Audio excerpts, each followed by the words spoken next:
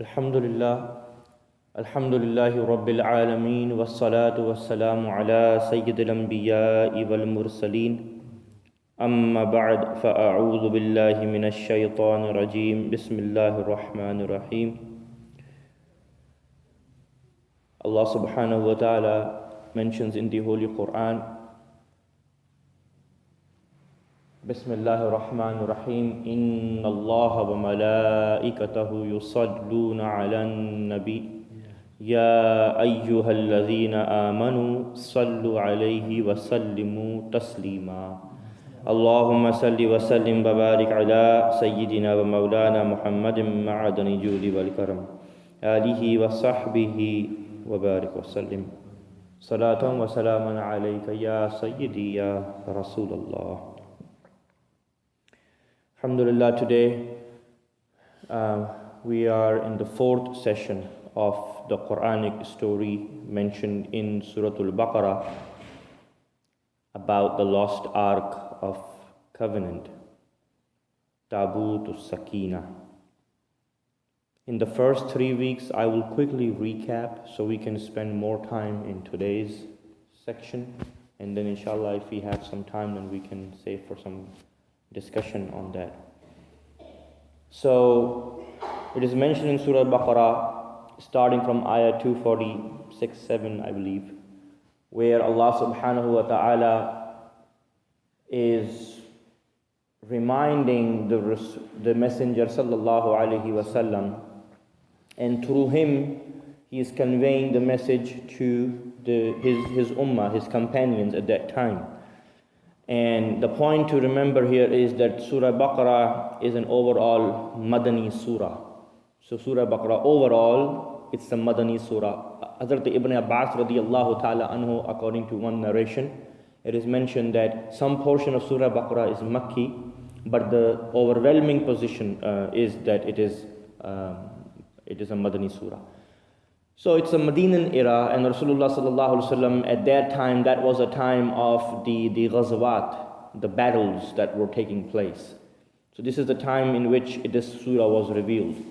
And to be specific, this particular portion of Surah Baqarah was revealed before the battle of Badr. Before the battle of Badr. And it is interesting how this Shan-e-Nuzul, or the sabab of Nuzul of this portion of Quran directly relates to Surah Baqarah. Because if you remember, the preceding ayahs were the ayahs of jihad.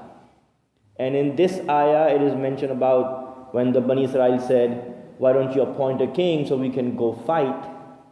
And the Prophet said, no, I doubt that if jihad is being compulsory upon you, then you will not fight. And the story goes on. So this context is going to come and connect with today's last portion. Okay? This whole context, when it was revealed, why it was revealed, and then the last portion of the ayah will all kind of connect the dots in the end, inshallah. Madani Surah started off with the Jews complaining to their prophet of that time that please appoint a king. The reason we know that because at one point the Jews used to have a prophet and a king. Previously it was both in one entity, then it got segregated, and now they were deprived of a king because their king was killed by another tyrant ruler of the other region known as Jalut. And he came and he killed the Jews and he took their money and everything. So they go to the Prophet and they say, why don't you appoint a king? The Prophet said, okay, this is the person who Allah subhanahu wa ta'ala has chosen for you as king. His name is Talut. And Talut, they did not want him to be the king because he was a poor man. And because he was not from the lineage of prophet, of kingship in the Jews. And so they said, well, he cannot be our king. And Prophet Ishmael or Shamwil, whatever the name was, he gave them some signs. Allah subhanahu wa ta'ala gave him some signs to identify who the prophet would be, and then he in turn gives signs to Bani Israel because they were not accepting him as a king. And the last sign that he gave them was that, remember, you had a tabut with you. And when Jalut came to take it away, he took it away from you. And you used to respect that box a lot. Why? Because it used to carry, it had the sacred relics of Harun and Musa alayhi salam and his generations. So you will get that box back. And that would be the sign that Talut is the king. Basically, so to assure you that he is the king that Allah has chosen for you, Allah will show you, Allah subhanahu wa ta'ala is going to show you by bringing that lost box back to you. And so that happened, and the box came back, and we know the story from last time, how the box came back. The box came back because Jalut was disrespecting the box, and 5 nations were punished, and they were dead. So they just let the box go on a cart with oxes or cows, and the box, the angels brought the box. The angels guarded the box, and they guarded the cart, and it brought them back to the Jews. And then we're like, wow, now we have the box as you promised, so he is the king. So that is the story thus far. Now the king has been appointed, and the king said, well, now you wanted the king to be appointed, here I am, let's go and fight Jalut. Let's prepare for war. So he took all the people, all the Jews with him, and only those who were not married, those who didn't have any business or anything, because he wanted like the strong men. He wanted men who would stand behind him. So out of all the Jews, he chose some of them, and he took all of them with him. It is different riwayas mentioned. Some say that it was near the river near the Jordan area. Some say it was the Palestinian. Ibn Asakar mentioned it was the river near Palestine, which is obviously close to Baitul Maqdis as well, where all of this is happening. So all of this, Shambil alayhi salam and Talut, all of this is happening in Palestine at that point. So they all go in that region. So they all go, and now the story continues. Now Talut is taking his army with him to fight Jalut. And from here, ayah number 248 starts. 249. Bismillah ar-Rahman ar-Rahim. فَلَمَّا فَصَلَ طَالُوتُ بِالْجُنُودِ قَالَ إِنَّ اللَّهَ مُبْتَلِيكُمْ بِنَهْرٍ فَمَنْ شَرِبَ مِنْهُ فَلَيْسَ مِنِّي وَمَنْ لَمْ يَطْعَمْهُ فَإِنَّهُ مِنِّي إِلَّا مَنِ اغْتَرَفَ غُرْفَةً بِيَدِهِ. Talut went off with his group, with his army, and he said to his people, indeed Allah subhanahu wa ta'ala is going to test you all with a river. Whoever drinks from that river is not going, falaysa minni, he is not going to be from me. Basically, he is not going to be part of my group. So Allah subhanahu wa ta'ala is going to test you very soon in this journey through a river. Your test is going to be through a river. Whoever drinks from that river is not going to be with me. But if somebody drinks just a handful of water through that river, then he will be from my group. So that is the test. The test is, as we march along to fight Jalut, we will face a river. If anybody drinks just a handful of water from that river, it's okay. You will still be my group. But if anyone drinks more than that, then he will not be from my group. So that is the test. And in the Mufassirin say that was the time of summer. Obviously at that point only this kind of test makes sense. If it is winter, then why would people go crazy and drink a lot of water? فَشَرِبُوا مِنْهُ إِلَّا قَلِيلًا مِنْهُمْ. So all of them drink. When they reached the river, all of them drank to quench their thirst to the full, but some of them. So that was the test. The test was placed. The test was told to them. It was an open book test. When they reached the river, all of them drank. but only some of them drank just a handful. And those who drank the handful, just one or two sips, they crossed the river with Talut. In some riwayat is mentioned there were 80,000 people. 80,000. Some say it was 80,313. Some say it was 110,313 people in that group, in that whole army. But almost the ijma of the scholar is that the people who drank only a handful were only 313. So here the connection is, because this is a Madani surah, revealed before the battle of Badr, and we know the number of men in Badr, 313. Same thing happened here. So there is a reason why Allah subhanahu wa ta'ala is mentioning this particular story at the time when the people in Medina are preparing for the battle of Badr. Because it's the same thing. 313, a small group of people versus large group of people.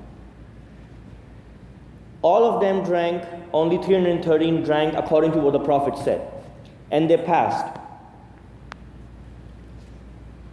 فَلَمَّا جَاوَزَهُ هُوَ وَالَّذِينَ آمَنُوا مَعَهُ قَالُوا لَا طَاقَةَ لَنَا الْيَوْمَ بِجَالُوتَ وَجُنُودِهِ. So those who drank only a handful were the people of faith, who believed in the Prophet, obviously, who believed in the king, and followed the command. And those, now here is a difference of opinion amongst the scholar. And I personally lean towards the first one. Those who were left behind, when they saw that they failed the test, now they're trying to grab and trying to pursue those who crossed the river. So now they are standing here and they see, wow, they passed the test, we failed. Now they say to them, we don't find the strength in us today to fight Jalut and his army. So here they are from this end of the river saying to these people who passed the test, saying, we don't find the strength to fight this huge army of Jalut. Right?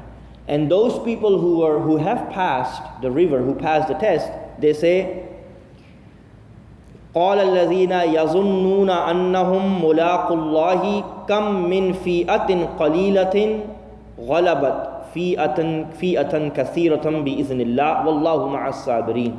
So those people who pass the test, they respond to them, the failures, the losers.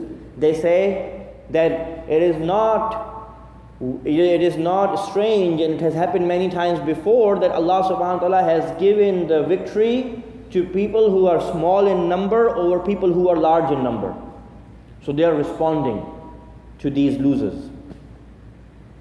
And again, if you connect it with what was happening in Medina at that time, 1,000 people versus 313 men in Badr, right? And here 313 versus the entire army of Jalut. In one riwayah it is mentioned that the army of Jalut was so vast that, and he used to be in the forefront of the army. The way he would lead his army is that he would be the first person to attack.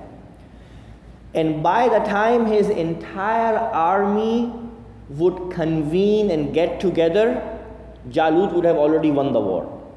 So he wouldn't even wait for the entire, this is the amount of people he had. He wouldn't wait for the army, all of them to come and collect together. He would go fight. By the time he will finish the war, then the entire army would have assembled together. So too many people versus small people. Wallahu ma'as sabirin. Allah is with those who are patient. وَلَمَّا بَرَزُوا لِجَالُوتَ وَجُنُودِهِ قَالُوا رَبَّنَا أَفْرِغْ عَلَيْنَا صَبْرًا وَثَبِّتْ أَقْدَامَنَا وَانصُرْنَا عَلَى الْقَوْمِ الْكَافِرِينَ.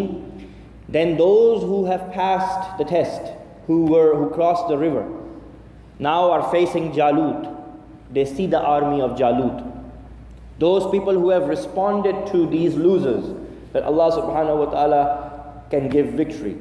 When they reach and they see the number of people that Jalut has, being human in nature, they get scared. They get scared. Primarily because they see the number of people. And also because they have lost how many people that they came with. They came with 80,000 people, and now you are only left with 313 people. Imagine the self-confidence when a person is going with 80,000 people versus when you're only 313 left all of a sudden. So they see the army, they get scared. But they return to Allah subhanahu wa ta'ala. They say, then they make this dua, it's a beautiful dua. Rabbana afrigh alayna. Oh Allah, pour upon us. Afrigh alayna. Pour upon us sabran wa thabbit aqdamana. Sabr and steadfastness. That we stay firm in following your command. Wansurna lil qawmi al-kafirin. Give us victory upon the kafir. They make this dua. And their hearts get strong again.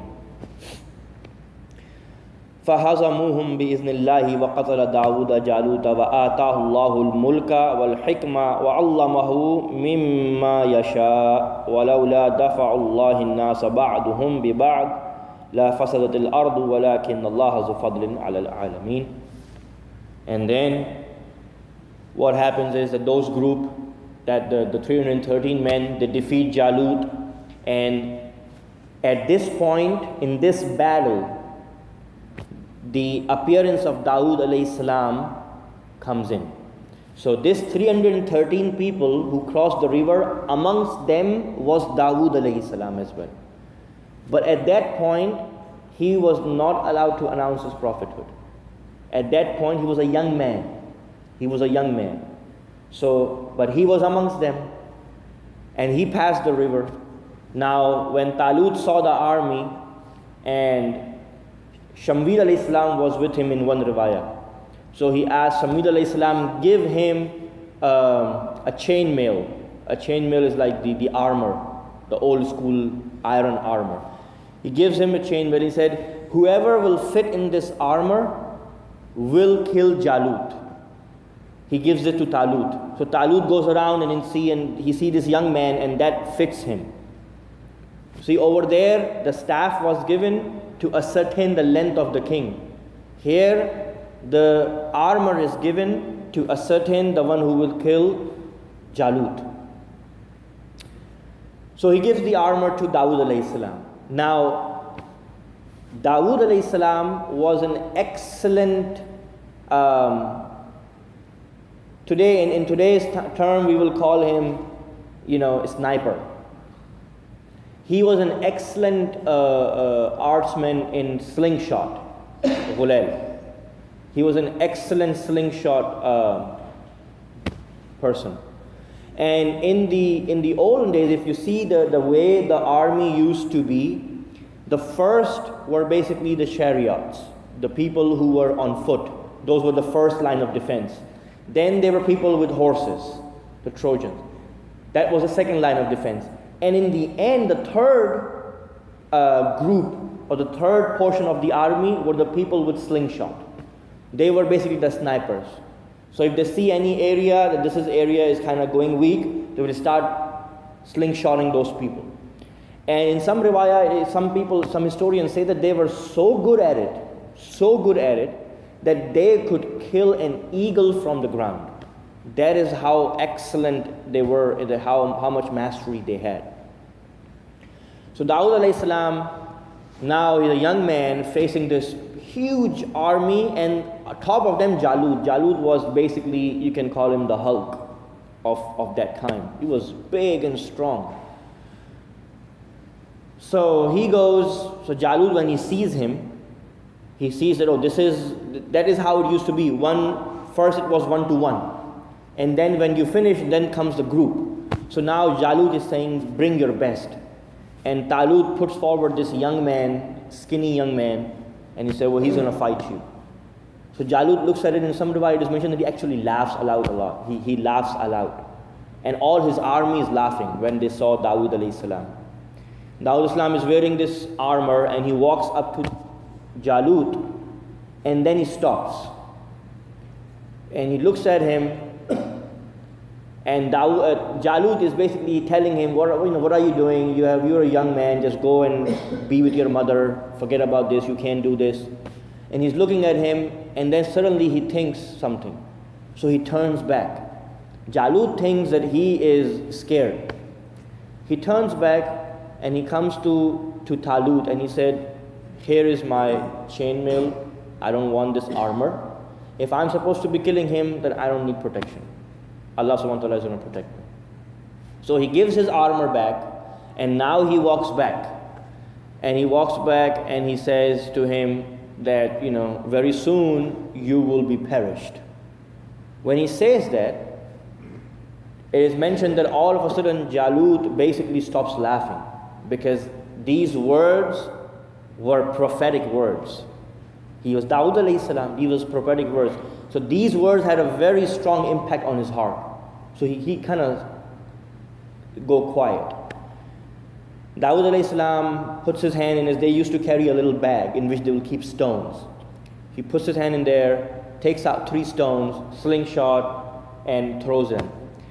The first stone hits Jalut in his head, goes through his head, makes a hole. In one riwayah it is mentioned that it kills 30 other people behind him. That's the power. 30 other people, all of them drop dead. One of the stones hit towards the right hand side of his army. One of the stones hits the left hand side of the army. When the stone, one single stone, so that stone basically in the Quranic words in itself, Alam tara kayfa fa'ala rabbuka bi ashabil fil. When the fil came in and it dropped one stone and the whole army of elephants got crushed by one stone. So we don't know what those stones were, right? Those were the same stones that the Ababil were carrying when they killed the army. So basically, but the effect was the same. When the stone was hit towards the right and the left hand side of the army, the historian says that they felt as if a mountain has jumped on them.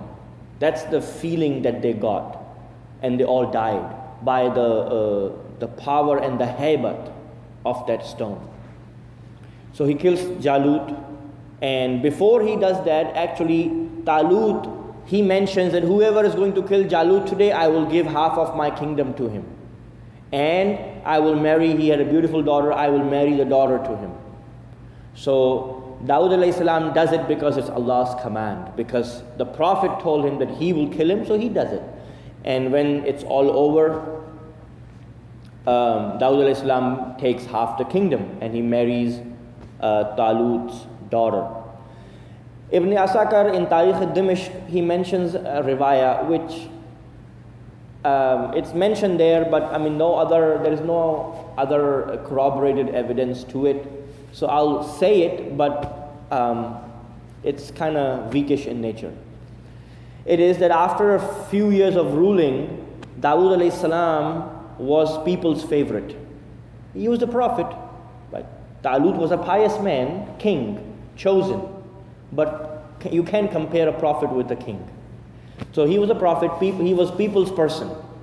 Right? He was a people's person. So he became favorite of the people. Talut, in his riwayah, it is mentioned that he became jealous. And so he wanted to assassinate him. And the plan, the daughter, which was Dawood alayhi salam's wife, heard the plan, and she informed him, and so they got captured, but it never. And then he became the king for the entire region. He got the remaining half as well, like that.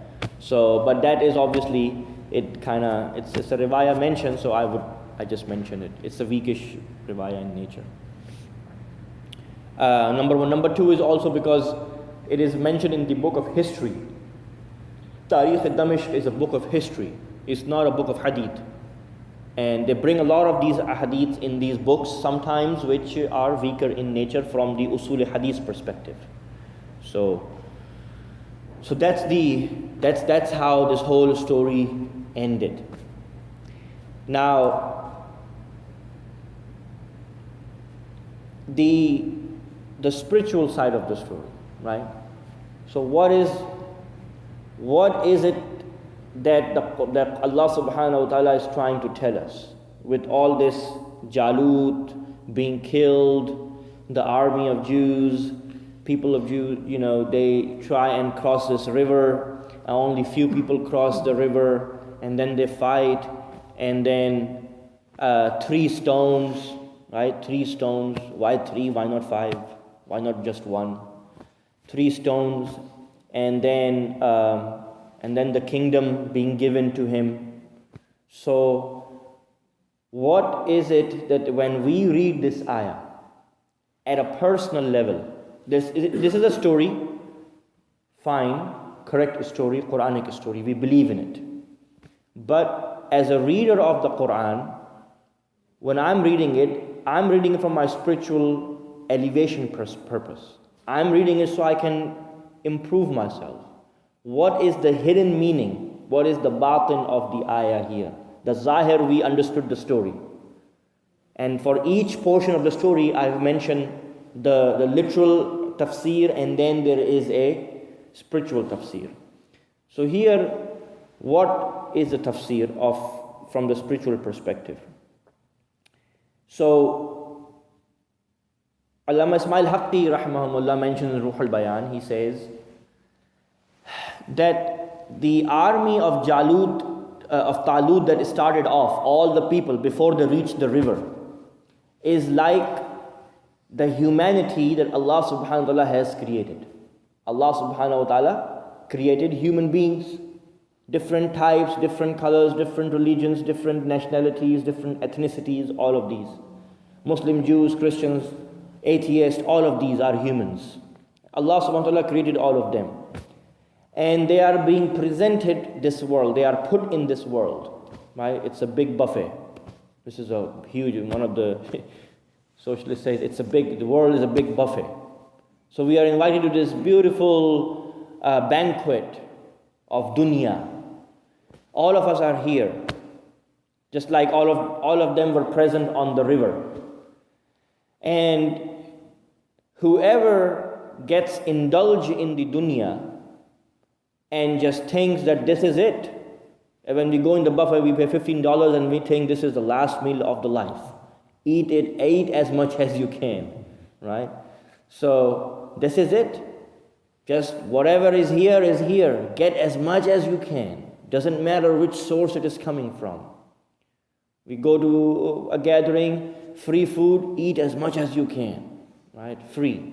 Give $100 bill and you eat food which is $200 worth.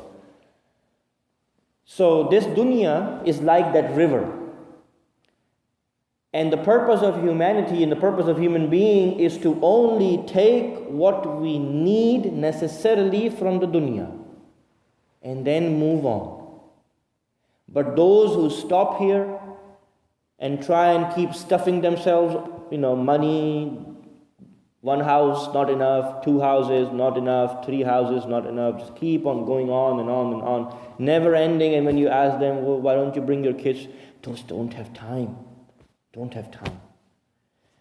So those who want to cross this river safely and want to be among those who are rewarded are going to be those who only take what is required from this dunya.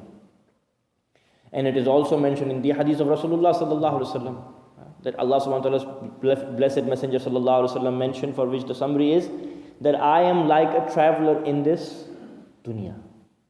I'm resting in a shade of a tree. So this is just like a resting place. But the journey is long. The journey is beyond the river. The test is the river. So for us, the test is this dunya. But once we cross this test, that's when the reward is. That's when we will win the army of shaitan. We will win over the army of shaitan, which is the army of Jalut. And how we will win the army of Jalut, how we will win over the army of shaitan for us? By using 3 stones. And what are those 3 stones? Iman, Islam, and Ihsan. 3 stones. These are the stones with which if we attack towards with which if we defend ourselves from the shaitanic whispers and from the satanic wars and from the attack of shaitan, that's how we will safeguard and we will come over the army of shaitan. And once we come over the army of shaitan, then what will happen? Then first this world is going to become easy upon us. Because now we are not worried about how many bank accounts I have and how many gas stations I have. Now I'm not worried. I'm content with whatever Allah subhanahu wa ta'ala has given me. I make sure that this is halal and I stick to it. Right? Pursuing wealth in religion is not haram. We all know that. Right? Becoming wealthy person is not haram, but it has consequences. It has consequences. Imam Ghazali alayhi rahmah in his book Alchemy of Happiness, Kimya Sa'adat, he mentions a beautiful story, beautiful. He gives an analogy. Just like this river is an analogy for this dunya, he gives an analogy. He gives an example to make us understand the reality of the dunya, and he also makes us understand how and what we are supposed to do. Right? He says, imagine if a person starts from Baghdad and is going to Mecca to do his Hajj, and he's traveling on a camel. Right? Camel is his means. Camel is his means. Just like this soul is on a journey from Allah subhanahu wa ta'ala, going back to Allah subhanahu wa ta'ala. And this body is the camel on which the soul is riding. This body is the soul, this body is the camel on which the soul is riding. So just like if a person who is going from Basra to Mecca to do his Hajj, he stops whichever city he comes in between, he stops over and he beautifies his camel. He puts brand new, more heavier. First, he had a leather saddle on the camel. When he goes to next city, he puts more heavier saddle on the camel, more beautiful. So he's spending all this time in just beautifying the camel, right? He's just beautifying the camel in this journey. But he never reaches to Mecca, because every stop that he's taking too long. By the time he reaches Mecca, the period of Hajj is over. Because the stops that he made were just too long. He went into the beautification of the means and he forgot the objective. And as Muslims, when we are living in this world, the irony is that unfortunately that's what we are doing. We are just worried about the camel. Right? We're just worried about the camel. Just the body. The body gets this, the body gets that. We have no concern, or even if we have concern, we're not striving enough to take care of the actual soul, because it's the soul that is taking the journey. But if the body becomes heavy, not physically, I'm not mentioning that, but if the body becomes heavy with the load of dunya, right, where it becomes so difficult for us to even think of dying. I just bought this house, I just built this. Let me just see the marriages of my sons. When the sons got married, daughters got married, I just want to see the marriage of my granddaughter. Let me just I just want to see him grow up and start his own life, start his own family, and then I will be fine. And let me get this and then I will be fine. So much so that we do not want to leave this world at a point. Because we just have too much involvement. We have too many open projects going on at the same time. We have too many things going on. We just want to close each and every chapter, sign off, close the books, make sure everything is okay, dressed up, and then okay, now I'm ready. Right? But that's not how it works. So the river is this dunya.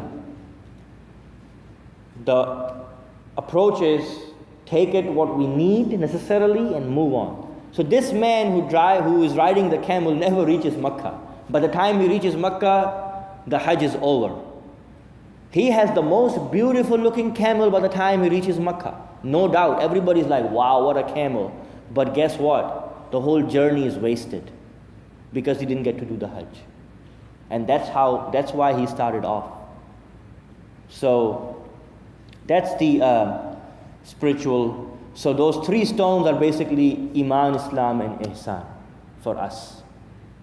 Because if any one of them is not utilized, if any one of them is not used, then that portion of the shaitanic army will come and get you. If you miss the main stone, which is the Iman, don't have Iman, you can take care of the other right and left hand side of the enemy. But Jalut, the actual Jalut, is going to come and kill you.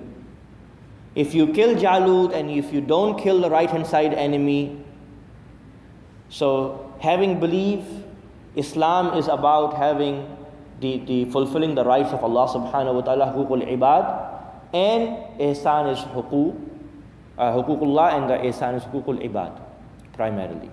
So that's the whole picture, and that's how we kill the Jalut of our life, which is shaitan and his entire army, which is attacking from left and right, both angles. So may Allah subhanahu wa ta'ala accept our small effort that we did to cover this story of Tabut Sakina. We spent 4 weeks, and I was going through the recordings because we're going to be uploading inshallah these sessions onto the Facebook as well. So almost every session was at least 50 minutes.